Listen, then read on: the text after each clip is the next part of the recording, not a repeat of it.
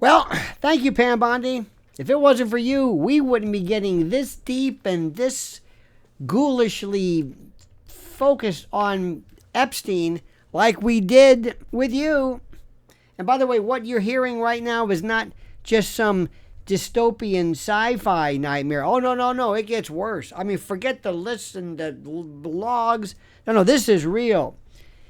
It happened. It's a nightmare. It happened at one of the most elite and respected institutions of higher learning, theoretically, the Massachusetts Institute of Technology, also called MIT, a place where your children dream of going, where politicians send their checks, where tech lords and panjandrums recruit their digital priesthood. And yet, my friends, behind the scenes at a conference funded and influenced by none other than, drum roll please, Jeffrey Epstein, they were discussing, I got to make sure I can say this, the so-called inevitability of child-sized sex robots. Yes, you heard me. Sex robots as a therapeutic tool for pedos. I'll let you fill that. I don't know what I can say. My friend Sean Atwood calls it a PDF file. I think they're chronophiles, phebophiles, hebophiles, and the like. So when did this happen? Well, it turns out it was July of 2016. And and by the way, if it went on then, it's still going on now. But this was a conference ironically branded Forbidden Research, where the guiding principle apparently was exploring ideas, quote, listen to this, without social or moral constraints. There we go. Translation, a place where the elite can experiment with the utter and sick depravity of humankind under the guise of academic freedom. And let's not gloss over the names here. Epstein's money didn't just float in the ether. It wasn't just flying around. Oh, no. It was hand-delivered to the MIT Media Lab, whose leadership, by the way, welcomed him, courted him, brought him to the campus, even after his 2008 conviction for, get this, soliciting sex from a minor. You don't think this is a bit odd that a guy who's convicted of that is now advancing this? So the director then accepted Epstein's cash for both the Media Lab and his, quote, private venture capital efforts, whatever the hell that is. And Epstein made at least 9 documented visits to campus. Forget people on Epstein's flights. What about Epstein to their digs? And he often He often brought young assistants with him. Reid Hoffman, yes, that's right, LinkedIn's billionaire co-founder, Reid Hoffman, helped bankroll the lab's disobedience awards. You heard me. That was his communication with the head of it about whether Epstein should attend that very 2016 conference.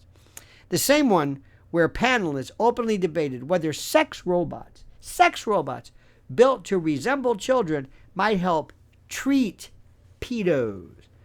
But it doesn't end there. Oh, no. The entire thing was shrouded in secrecy until a 2020 fact-finding report blew the lid off. Okay? And now in 2025, with the Trump administration under fire for allegedly closing the book on Epstein's case, and the DOJ publicly claiming there is no client list, this horror show now resurfaces. Thanks, Pam.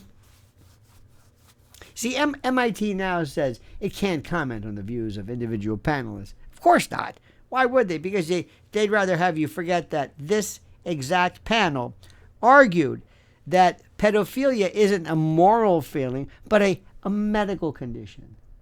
A medical condition that should be approached clinically, scientifically, even sympathetically.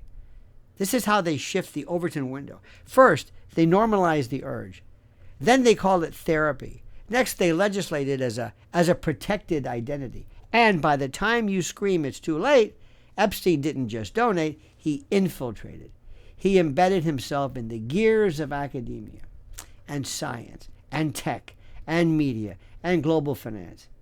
He was close with Bill Gates, Leon Black, Marvin Minsky, and others who have yet to fully account for their association. You might not think they have to. I think it might be nice. Meanwhile, MIT received millions, not just from Epstein, not just from old Jeff directly, but through money he funneled from Gates and Black, money he leveraged as currency to buy moral silence. And now, ta-da!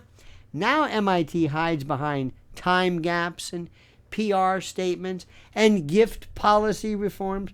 But let me tell you something. The July 2016 conference wasn't just some rogue event. It was the only conference MIT held that month. They knew what was being discussed. They knew who was invited. They knew exactly who was watching. They even considered inviting Epstein to attend in person. And buried deep in that conference was a session that warned that these childlike sex robots would likely end up on the black market for entertainment. Entertainment! And no one pulled the plug. No one stopped the show because it was never about stopping it. It was about seeing how far they could push it without getting caught. Well, guess what? They got caught. Again.